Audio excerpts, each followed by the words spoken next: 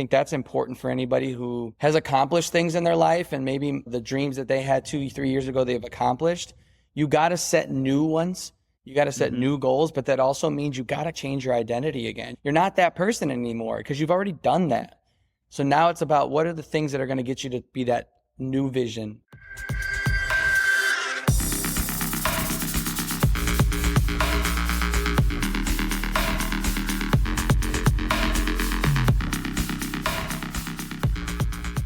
What's up, everybody? Welcome to the Headliner Mindset Podcast. Today's guest is a house music producer and DJ who left his career as an elementary school teacher to go full-time with music. Now he's living out his dream, playing shows all over the country, getting millions of streams on Spotify, and getting support from the biggest artists in the scene. In this episode, we dig deep into his social media strategy and how he's built a loyal and engaged audience, the mindset it takes to succeed as an artist in the music industry, the power of gratitude, the importance of networking, and much more. This is Jake Shore. Jake, welcome to the show, brother. Stoked to have you here. Glad we can make this happen. Absolutely. What's up, man? How are you? Thanks for having me on. I'm good, man. I'm good. You know, I had been hit up maybe a couple months ago by somebody from your management team, and they were pitching to get you on the podcast. And I'll be honest, at first I didn't know who you were, but I got to dive in a little bit, and I'm like, all right, let me check this guy out. Let me see what he's up to. And, I was listening to the tunes. I was like, all right, this is some fucking cool house music. I'm a house guy. I fuck with that. But it was when I went to your Instagram and I saw you just like busting out dance moves in your Instagram videos. And I was like, this guy is a fucking vibe. Yeah. It's a hell yeah for me. We got to get him on. So I'm glad that we can make it happen, man. Oh, man, I appreciate that. And that's good. That means my team's doing their job. I think that was something, a task I put some people on earlier this year because I think it's so important. I think, there's so many different forms of media and so many different forms of short form media. People are just getting that quick 2, 3, 7 second like vibe of somebody and making a decision, where I think it's still so important that like media like this exists where you can sit down and really get to know the ins and outs of somebody. So I think the things that you saw is like what gets you acclimated and allows you to make that second decision. Like, okay, yeah, I can see us having a conversation. So it's good, but this is what I really enjoy doing because I think my story is one that is transformational and can be also applied to so many other people. I think it's that story of the American dream, right? You go from doing one thing and kind of starting from scratch and then turning it into something that you love and making a career out of it. Yeah. As cliche as that sounds, like I feel like the only way you can really tell that in full is by sitting down and talking with people. So yeah, man, 100%. I'm happy that you saw that. I'm sure there's a lot of people that cringe when they see it, but if you're not making people cringe, you're not doing shit these days. So you're going to repel the people that are not for you, and you're going to attract the people that are for you. Exactly. And that's the big thing. I talk to artists about this all the time is it's like, we know the game is about more than just music, right? Yeah, music is, as we say, music is just the soundtrack to the movie. What's going to get me actually excited to sit down and spend an hour chatting with you? Yeah. What's going to get me excited to be like, oh, I got to go pay $50 to go see this person play? Everybody's putting out music, right? But if you're not actually saying anything, you're not actually doing anything, like you got a story. I'm excited to dive into your story. It's like, oh, that's really interesting. And so artists out there, like, we got to be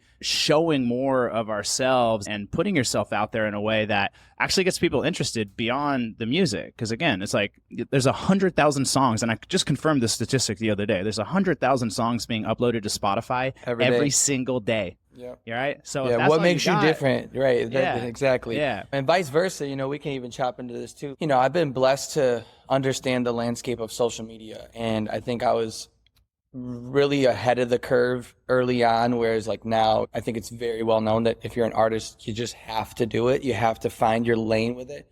As much as I feel like I have a really good grasp on it, it's funny because I'm kind of going through an identity shift myself, where I really want to make sure that I'm known as the artist first and as the person who makes dope music first. Mm-hmm. And then I feel like I have that foundation on the social media side to tell the story and speak the brand and all the things that a lot of people are searching for. I'm glad that you dug the music. I think I still have so much more to show, and I know for me, it's that 20% of all the things I'm doing that's going to actually 10x my life. And so I have had such a big shift in like it sounds crazy because you're like, you're an artist. Shouldn't you be focused on music? Well, yes. With all the other things we got going on, I can be honest, and it really hadn't been the everyday focus, the everyday workout. So that's the realm I'm in right now. And you may not notice it, people may not notice it, but like, yeah, social media has like kind of taken a back seat a little bit. I have like my motions and I have like my routines and just my system to make it seem like I'm posting every day and that I'm keeping up with it. But to me, it's the music, man, that is going to actually set this off. And like I said, I think I've done almost a reverse approach where maybe artists have like tons of music, but they have no social media or they have no brand. Yeah. I feel like I've established that. And now I'm just like really honing in on making sure that the music is going to for sure. Yeah. set fire on the world. It's both, man. It's both. At the end of the day. It's the art and the business, right? We got to master both sides of it, and I think you're doing a great job of that. I was bumping your tunes driving this morning. I was like, all right, let me fucking rock out to this for a little bit. Let's go. Yeah, you got to get. It's in the mood. Cool.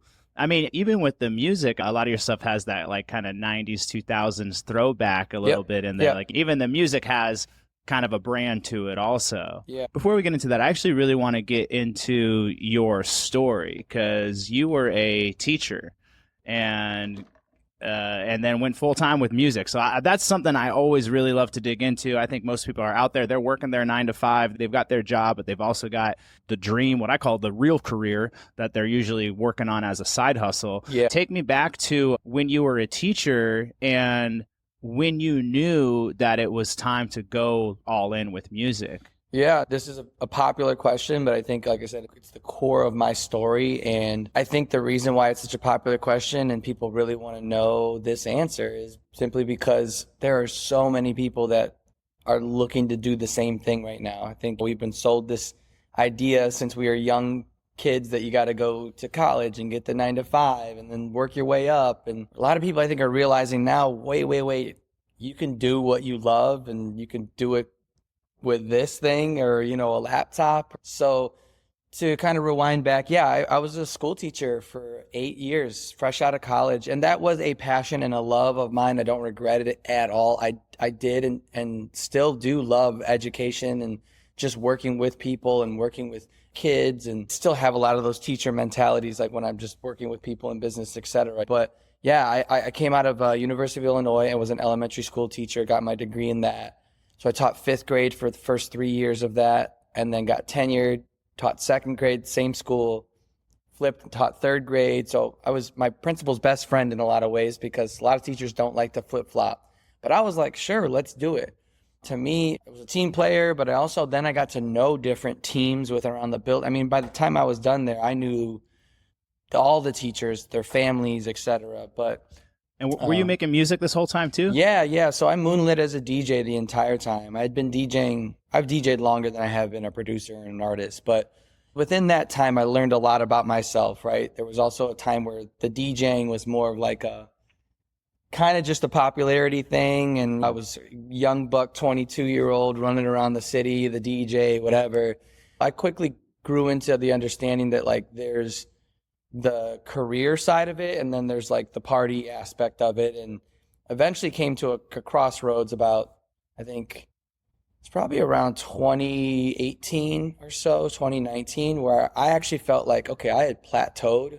I was doing all the same local venues and just the run-of-the-mill, like every weekend, same places. It was starting to kind of get taken under by all the vices that come along with the scene and toxicities, if you will, and decided to kind of I actually took a break from DJing for almost a year.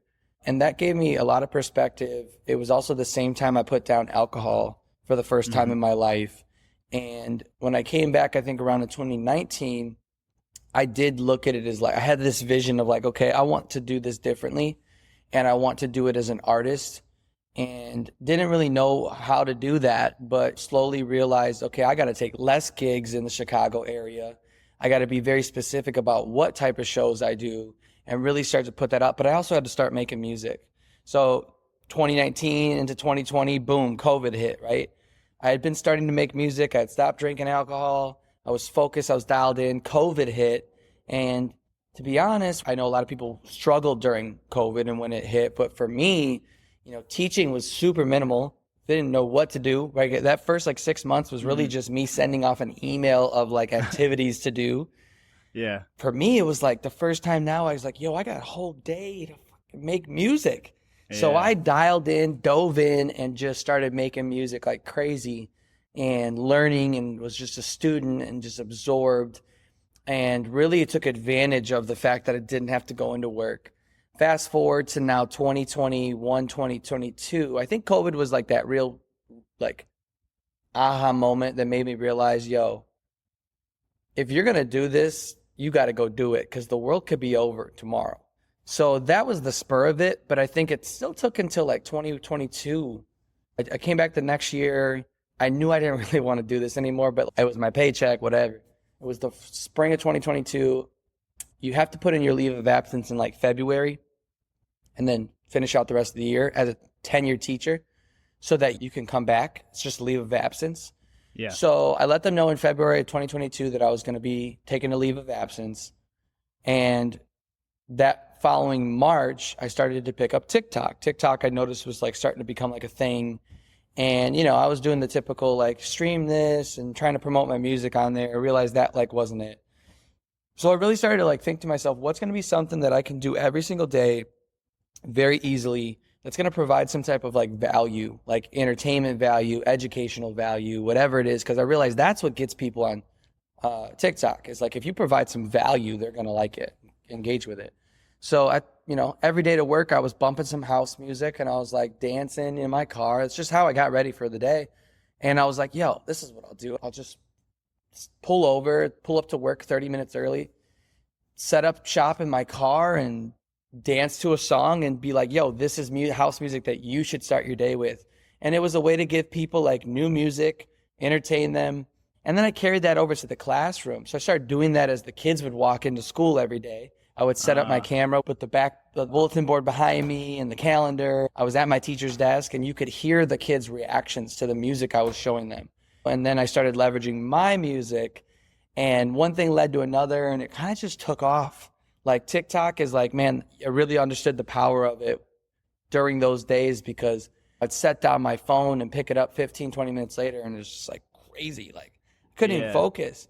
And then a couple other videos went viral because like my gym teacher started to play house music in his classroom, and they were at gym, and I went to go pick them up one time, and the gym was like blacklit, and they were doing like a cosmic bowling unit, and they were playing my song, and like Newsweek picked it up, Barstool picked it up. Like it was just crazy. It kind of spiraled, and just the parents loved it, the school loved it, everybody was on board, and all I knew was like, yo, I'm leaving. This is like either the universe's way of being like, yo, go ahead, kid, or it was like, don't leave. But I had a feeling like it was more so the opposite. It was like, you're meant to do this, and we're going to usher you out. You know what I mean? Yeah, so it was great, man. I couldn't have asked for a better way to leave teaching. Like I said, rad. The universe's way of just like telling me it's time. And then since then, man, I just have been cooking. I just, leveraged everything from there and really kept pushing and just being myself, because I knew teaching was going. So I couldn't keep making those type of videos, but I just realized I just needed to be myself. So. Yeah, that's the big part that I hear about it. I think everybody's trying to figure out like, oh yeah, how do I create buzz? Really, I think people are trying to think, how do I go viral, which isn't really the best way to be thinking about it. But it's like, how do I create buzz? But what I hear in your story is you were already rocking out to house music every day that you were driving to work anyways. It sounds like you were probably already like dancing with the kids and having fun and shit anyways, So I was always showing them music. Yeah, it's not so like manufactured. And I think maybe that's a great place to look for anybody that's thinking of like, yeah, what's my thing? What can I do? It's like, well, look at yourself, right? Stop looking outside at like, well, don't look at what Jake's doing. Jake was a school teacher and he's a house guy, and that's his thing. That's what he was doing. But like, what's the thing that you're already doing that might be cool, that might be interesting, that might be inspiring, that might be educational, what's that? So, I tell people, people forget that you are the niche. Everybody's like, what's my niche? What's my niche? You are the niche. The craziest thing that people forget is that there is only one you. Yeah. There's nobody. I mean, you're going to have a lot of commonalities and tendencies that other people have, but that's what draws them to you, right? They find that connection. But there's only one you, and I am a firm believer here's the teacher in me, that every person has something to offer, has something special about them that they can give that is actually valuable. It could be your story. It could be the way you were brought up. It could be the way you look. It could be the things you create. It could be the vibe or the energy you provide. It could be all three of those things. I always tell people, you have to understand that you provide value, and it's actually not you that people really care about. It's the value you provide to them on the other side of that screen. But looking inwards and asking yourself, what is something I do that not only provides value to me, but can provide value to other people? Because that's how we as human beings actually scroll. You stop at things, you pause on things, you like things, you share things that mean something to you, that either make you happy, angry, excited, laugh, that educate you, that inspire you. You don't do that because of the person on the other side. Now, after a long time of maybe seeing that person and really those are your super fans, right? But in general, those viral posts, the majority of those people, they found something that was valuable to them, and that's why the post went viral. And then segueing that into like back to what artists and creators themselves can think about what makes you different, but also think about something that you do every day, because then you can scale the content, right? You found the thing that makes you different. You want to showcase that. That's the content, but you want to find something that you can do almost easily every single day, because then you can scale it. And then that's the other piece of it, right? It's like you do the same thing. You see some of the biggest creators, something you'd notice about them is like they have the same background. They're doing the same thing. It's just a new episode each time. And that's what helps them go viral, because you create like that familiarity with your audience. Like, oh yeah, that's the guy who sits at his studio or takes the video from his office or is walking down the street. Like those things matter too. So yeah, it's a whole realm of things, but it comes back to, just being yourself for sure is the huge piece I think to take away. Yeah. So what's the game look like now for you? You know, there was this phase of I'm just putting out TikToks with the kids and everything. And it's like, okay, now you're at a different stage in your career. You were starting to say how now you're starting to shift a bit more onto the music. Where are you at now, and how do you see yourself getting to the next level in your career at this stage? Yeah, I think right now I feel like I have a good like we call them pillars. I call them pillars in my content game. And they're a direct relation of what I'm actually doing in my real life, like I said, right? So like I'm not teaching anymore, so I can't make the teaching videos. There actually was a time where I was thinking about like crafting a bulletin board and keeping those going, but it just would have got seen through immediately, right? Yeah. And that's the tricky thing too. Like my life has changed so much, so I've had to adapt and change so much of my content. And luckily in each phase, I have found a next level of buzz or whatever you want to call it.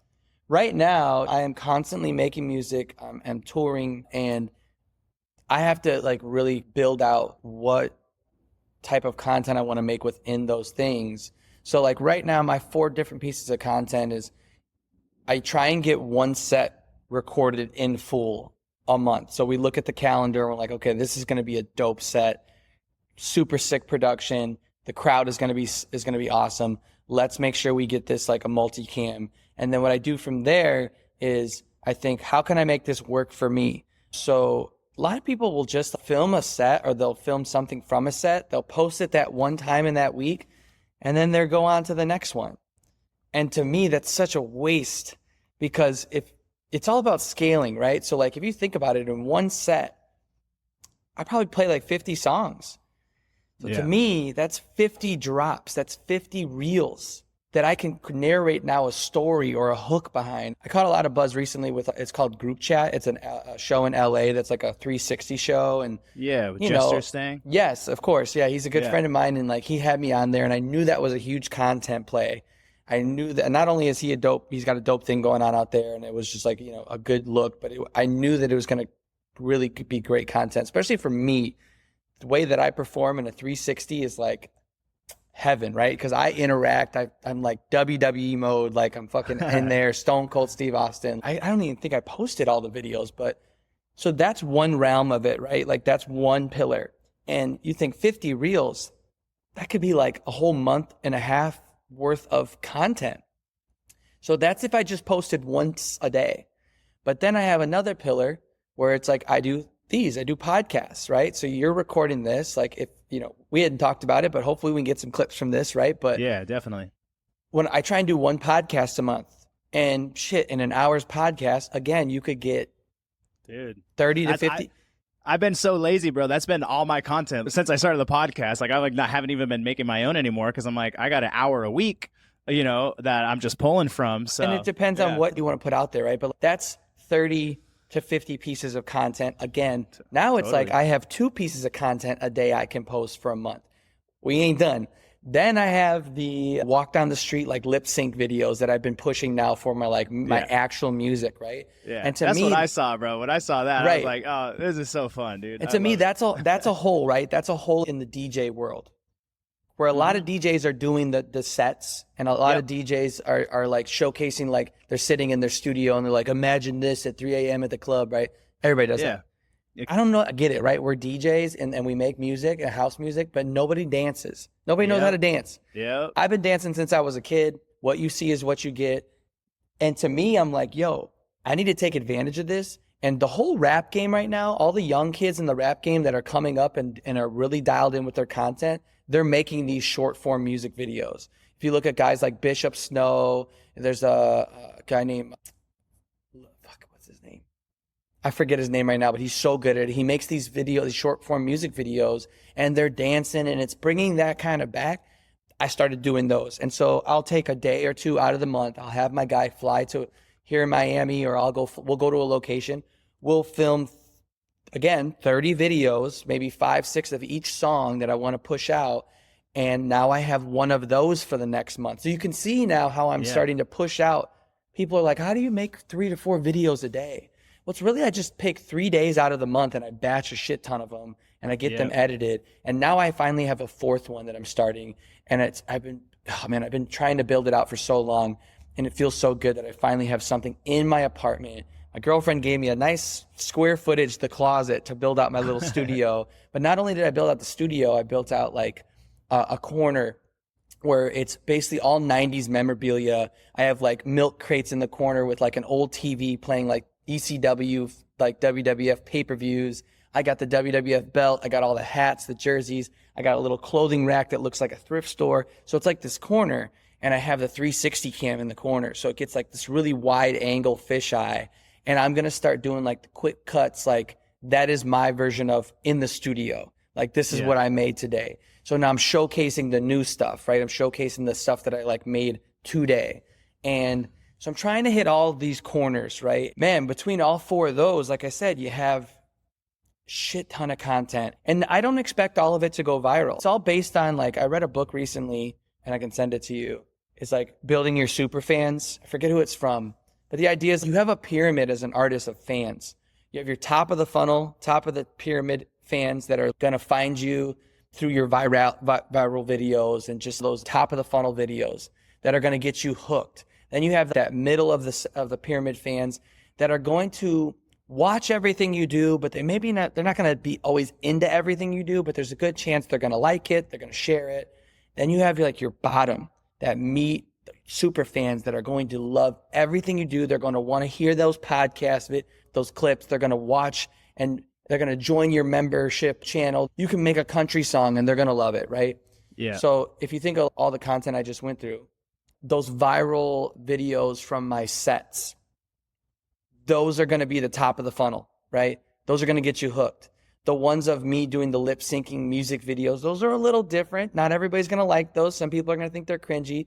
But for the fans like yourself, right, you're going to be like, yo, this is actually kind of sick. That's for the middle of the funnel. And then people that really want to know my story, they want to know who I am, they want to know what I think, they want to know how I talk, they're going to watch the podcast video. So I'm trying to hit all those levels with the content that I'm pushing out so that you can't not know what you're getting. It is a strategic plan, and it's taken quite a long time for me to get this motion.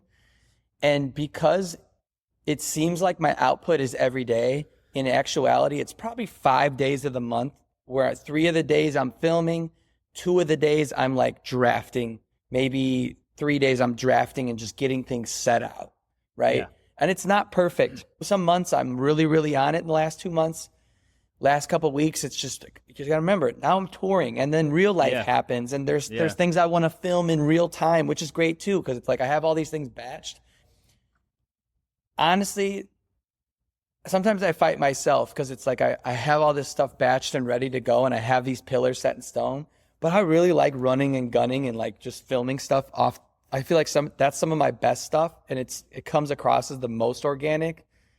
So I'm always testing stuff too. That's another pillar right there, is just free form lifestyle content and free balling it, baby. Yeah. I love how you broke it down, and I really want to encourage everybody to go back and listen to the last 10, 15 minutes of this, because straight up, that is a masterclass. Let's just shift out of you got to be an artist, you got to make music, you got to have fun in the studio, you got to do that part. And if you want to get out of the bedroom and you want to turn this into a career, you also got to be a business owner. Yeah. And so you just broke down the marketing department of your business. That's how you have to think of it, right? The business side of it is think of those as all of those are ads. Yeah. That you don't pay for.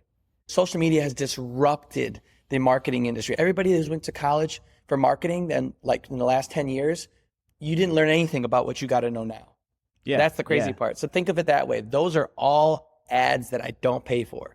It's the same way that any company out there would be running their marketing department. Maybe you also can run ads. There's other ways of marketing. But when it comes to social media marketing, it really is, one, figure out what are your pillars. What are the 4 or 5 different categories of content? For me, it's podcast clips. I can also just talk to the camera and just talk about educational stuff or inspiring stuff. And also maybe just lifestyle stuff. I want to just show my lifestyle, going out and having fun or whatever, right? Those 3 content buckets, 3 content pillars. And then what you really hit on, man, is that content batching side of it is, it shouldn't be something that you're waking up every day being like, what do I post today? What do I post today? It's like, no, you have those 3 or 4 days that you just dedicate to making as much content as you can, and then you do that for the whole week. I'm considering starting to do that with my podcast, where I'm like, I'm just going to record 4 episodes in one day and then send them off, and I'm like, okay, cool. Now I got a whole month of podcasts taken care of rather than doing them every week. So trying to step into that myself. But yeah, content pillars and content batching, like it's really cool to see.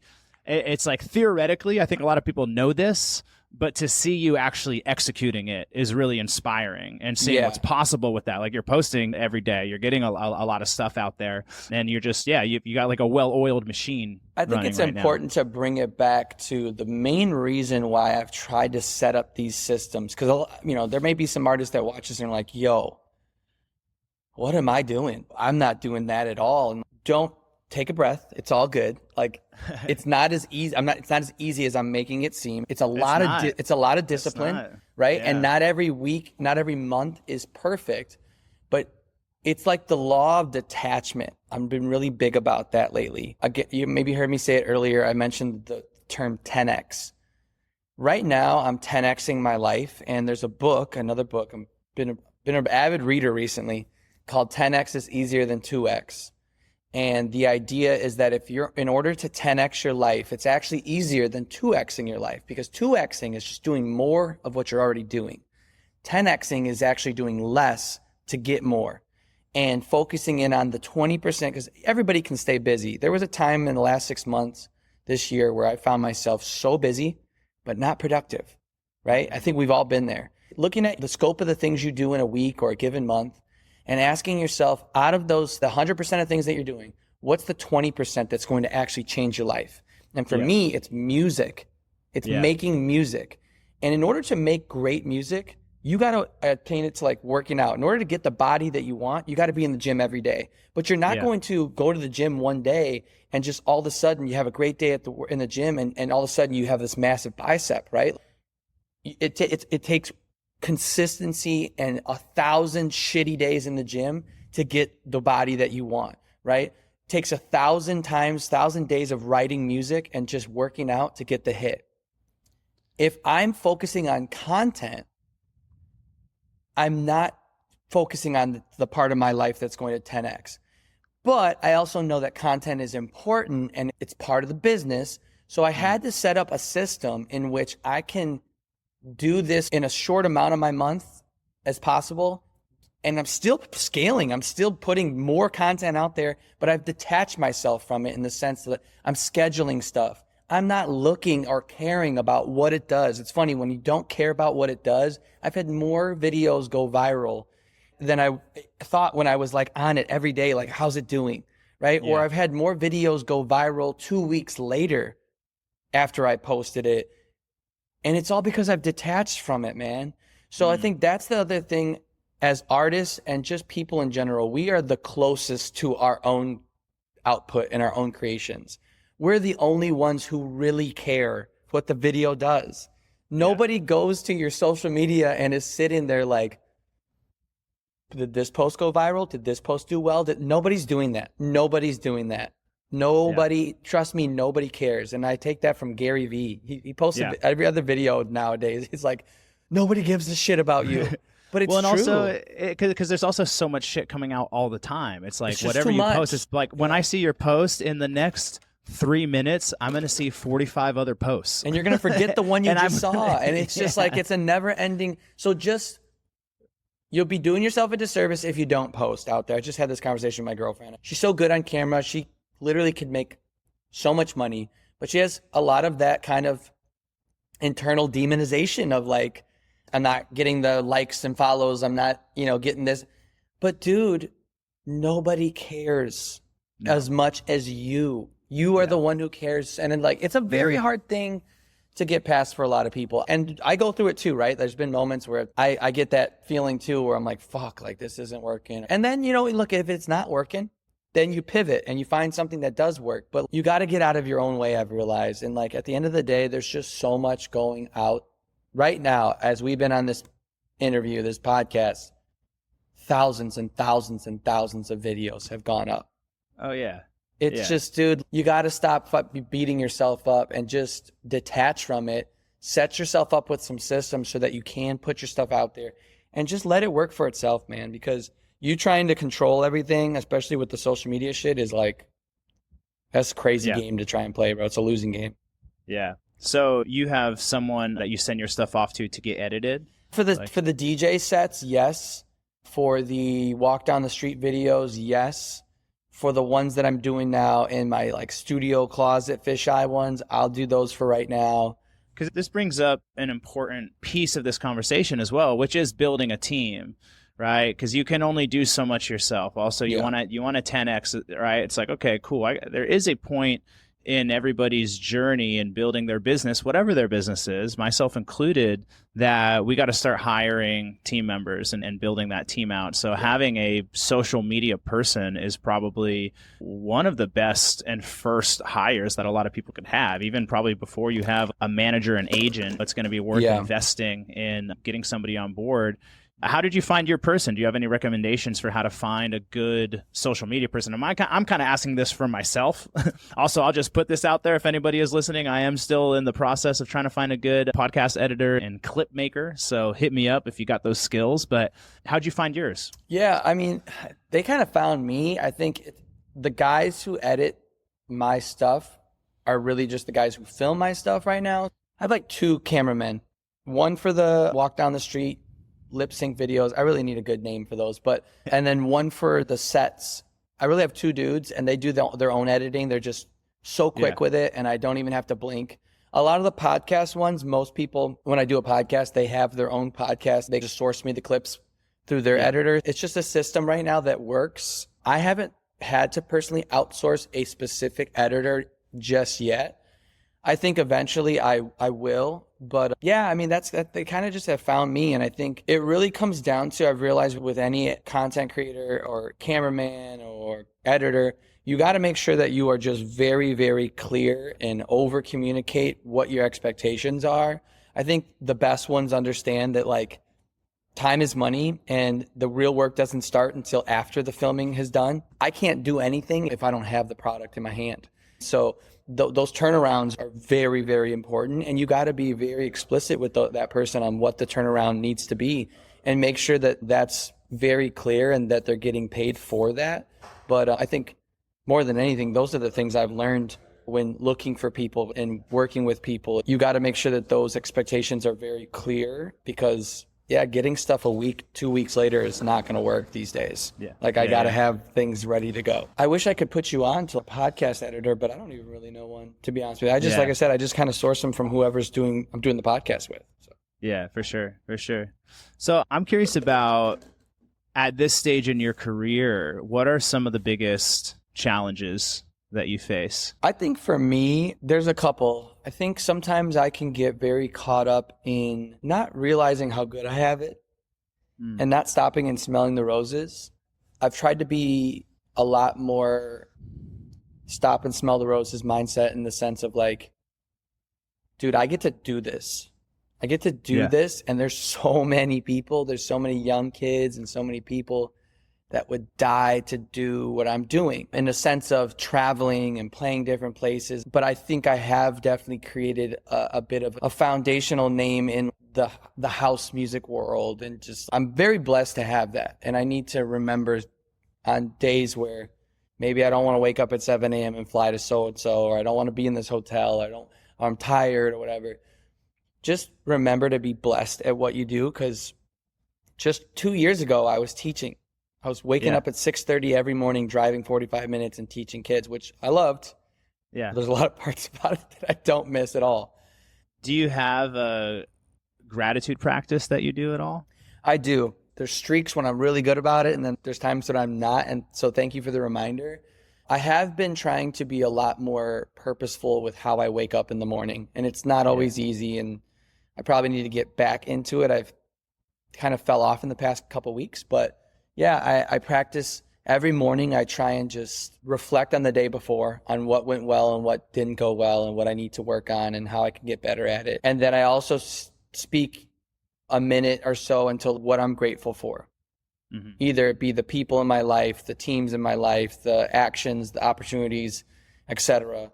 And then I talk about, I think about my vision and what are some of those 10x goals that I have, and really just envisioning myself.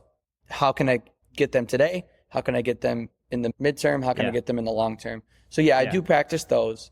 This is a big pillar of my practice, because I do coaching, really life coaching, really for artists. And I help people with the business side of it as well, but it really is more so on that side of it. And similar to how you talked about going to the gym and developing that muscle and putting in that 1,000 reps, you know, those 1,000 workouts, gratitude's kind of the same thing. We got to like train ourselves and discipline ourselves, because there is so much stuff happening outside of us that's telling us like what we don't have yet, like what we still got all this shit to work on. We're not as far as we want to be. It's like our mind is always going to focus on that, and having an actual intentional practice, because we don't naturally always go to gratitude. You know, we don't naturally wake up and be like, oh my God, I'm so blessed, I'm so happy. It's like we kind of have to train ourselves, you know. That's a good point, man. Yeah. So something I just thought of right now that was just coming to me for all like DJs that are traveling is, it's like, to have it be, what would we call that? Like just like a trigger, that it's like every time you sit down in your seat on an airplane, you spend the first few minutes practicing gratitude. Every time your ass hits the airplane seat. I take the challenge. That's going to be my new thing for clients. I like that. I think that's good too. I think that's something I've realized is, if I almost make little games with it, that's games probably isn't the best word for it, but just challenges or something like that is a good way for me to, it's a mnemonic, I guess, right? It's a way to remember it. It's a way to just build it in. So I like that. I think on the topic of gratitude, something that struck me, and the reason why I fully believe in the gratitude movement and just the practice of it, it's really, really hard to be pissed off, angry, full of fear, full of doubt when you are practicing gratitude. I dare you to try it, right? Like when you are practicing, you can't. Yeah. And so for that, I think that's why it's so important to get into those reps. And you're right, just like anything else. And sometimes it's hard to connect those, right? It's like, I can say that about making music and working out, but I didn't really think about it with gratitude, right? It is, you got to practice it every day. You got to work yourself out with it. And that's how it ends up growing and being bigger. But no, I think there's definitely other things that I struggle with, man. I think sustaining this, right? And sustaining this and really understanding like where I want it to go and where my 10x goals are and like what they're going to take. Challenging myself almost outside of music. I've had people ask me recently, what's one of your hobbies? Yeah. Crickets. And that I know in my head, like mindfulness wise, I know that that's not good. It's right? important. Yeah. Very important, because what was my hobby has become my career. Yeah. Which, it has helped me in so many ways, right? Because I can work all day, but you have to have some type of hobby. And so recently I finally picked up something. I did pickleball last week for an hour. Hell yeah. Or no, it wasn't pickleball, it was paddle. Which I haven't played pickleball, but I feel like I like paddle a little bit more because it's like that medium between tennis and pickleball. I played for 4 hours. Like, you have to be so present when you're doing shit like that, right? You can't think about anything else. Not to mention, it was so much fun. I met a bunch of people that I otherwise would not have met. That was great. I also feel, for me, something that I struggle with is, as I've grown as an artist, things start to kind of get desensitized. There was a point where like meeting certain artists was like such a big deal to me. And it's so funny how once you meet that artist, that kind of goes away. And again, this kind of comes back to stopping and smelling the roses. I'll see somebody post that my song got posted on like Diplo's Revolution. And there was a moment like 2 years ago where I was jumping up and down on the couch because of that. And now, because it's happened, I'm very grateful and I'm thankful for it, but it's not the same, right? So it's like, I'm always trying to catch like those first. And I think as artists, we kind of get caught up in that. Yeah. And so trying to make sure I revert back to some of those fundamentals, just networking and putting myself out there. Even if I have met this person already, making sure that I'm really establishing good quality relationships and going out of my way to make new relationships. You can't stop doing that. Once you stop doing that, you kind of do start to make yourself irrelevant. And in this game, it really is all about the look, who's talking about you. And the best way to do that is just be the popular kid at school, right? Go talk and be in as many circles as possible. So networking is something that feel like I've kind of taken for granted a little bit. Whereas like now more than ever, I have the opportunity to network with some crazy people, to DM some crazy people that I didn't before. So I need to take more advantage of that. So that's something that I kind of have struggled with, and I need to make sure that I stay on top of.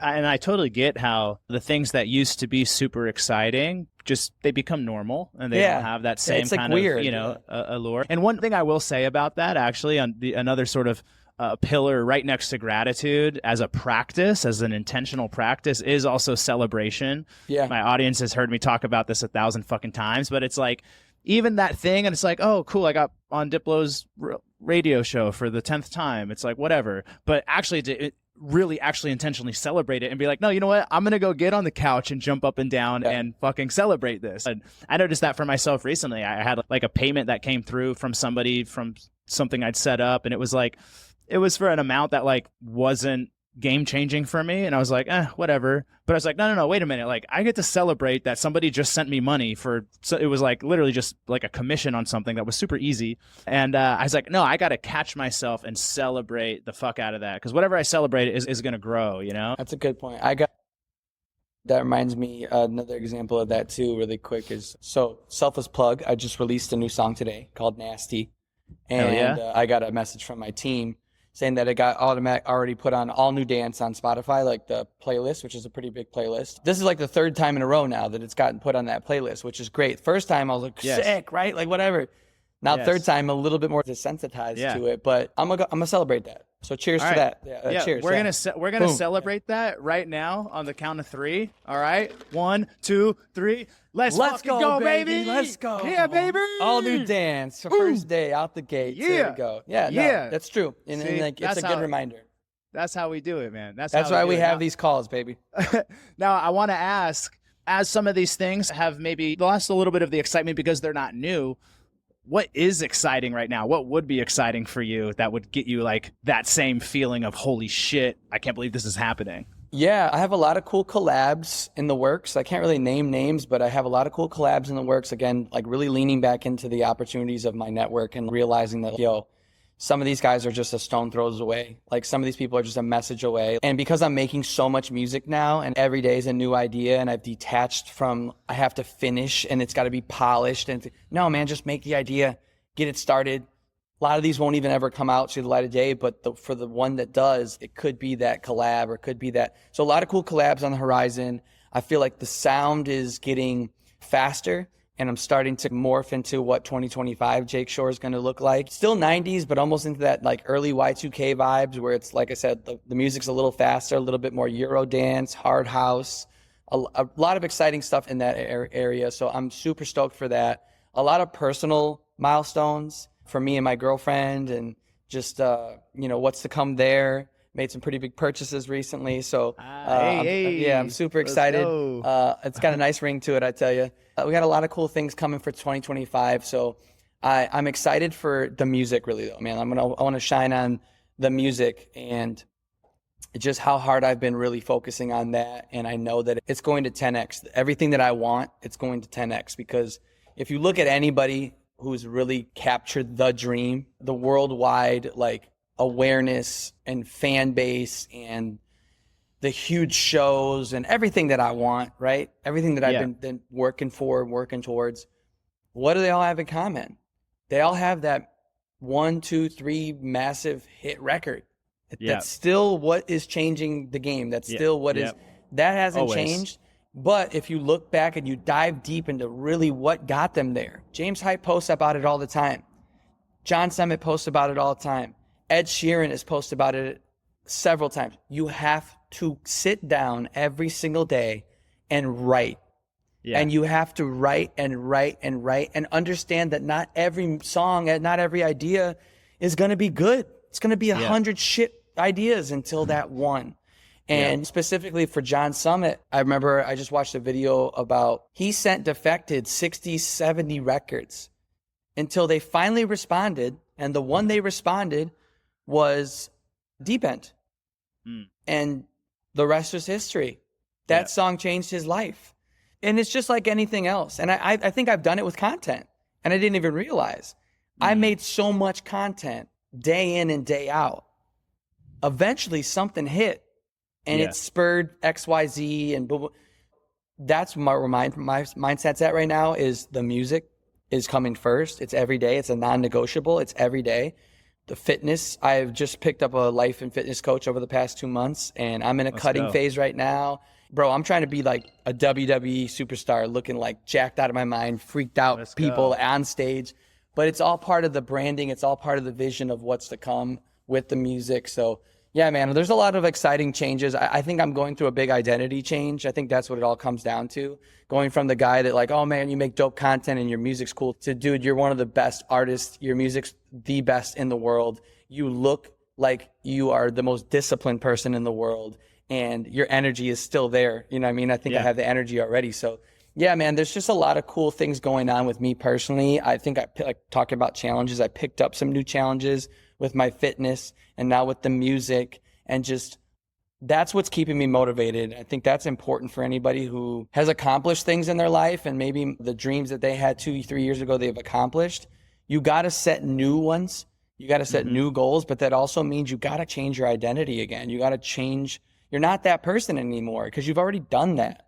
So now it's about what are the things that are going to get you to be that new vision. And that's where I'm at, and I'm doing them. Yeah, bro. I love to hear that. I especially as a coach, I love to hear that you're working with a coach, both on the life and fitness side. If you want to have something you've never had before, you've got to be somebody that you've never been. Yeah. Yeah. And you have to eliminate so much stuff too. That's the real key, is detach and eliminate 80% of anything that's not getting you to that 10x goal. Could be alcohol, could be a significant other, could be where you live, it could be the job you have, which are very, very difficult things to give up. But it's when you give those things up and you focus in on the 20% that's going to get you to where you want to go. Yeah. That's when shit happens. You mentioned that earlier. There's a great example of that. That's what I would call, you got to separate to elevate. You got to separate yourself from those things. And you mentioned about how when you were just like a local DJ in your early 20s and you were stuck in the local scene, playing for the local promoters, getting caught up in the partying and a little bit of the toxicity, you made that decision. You said you even took a year off and just made that decision of like, is this the world I want to be a part of, or do I want to be a headliner? Do I want to be a global touring artist and DJ? And I think that really is the gut check moment that a lot of people need to ask themselves, right? Because a lot of people they're chasing the local scene, they're chasing the local party, or they're in it and they're caught up in it. And again, if that's your goal and you're happy staying there, okay, cool. But also, if you really, really want to be on that international global level, there's a completely different mindset and a completely different lifestyle that you got to get real about. You know? And it's not easy because I think people have a hard time saying no. I know I have had a hard time saying no in my life. And people get really caught up on just the shininess of new opportunities, but it might not always be the right opportunity. And it also, again, it goes back to the 10X mindset where taking more shows in your local scene because you feel like, oh, I'm going to be doing more shows. You're just doing more of what you're already doing versus actually taking less shows in your local scene, building up the demand where it's like, you can only see me once a month. You better come. Versus, why would they come see you this weekend when they could just go see you for free next weekend?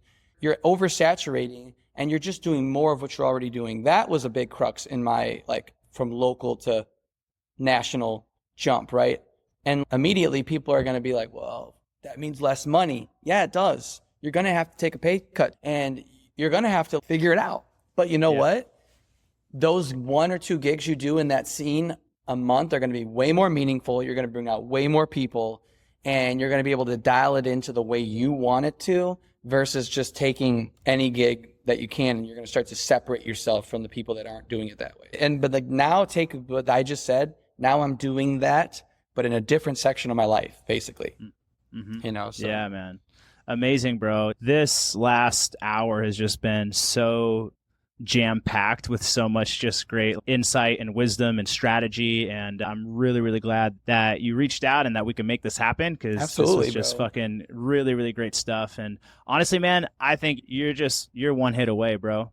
You're one hit away, man. Straight up. And I see that though. I see that 100% it's happening. It's inevitable. It is a inevitable consequence of putting in the reps and putting in the work. It's just a matter of time, and I totally see that for you, and I'm excited to see that, man. Yeah, that might be the new moniker, man. One hit away, because I feel like that is the mindset I have right now. But again, you can, we've been doing, you can apply that to anything in your life, right? You're just one opportunity away. You're just one video away. You're one hit away from having everything. You're one DM away, one podcast away.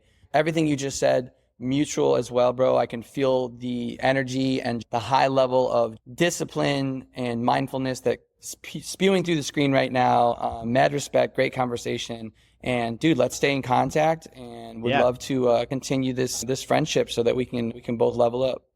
100%, bro. Count me in, man. Thanks for hopping on. Sounds good, man. Have a good rest of your day and enjoy your weekend. Who nasty?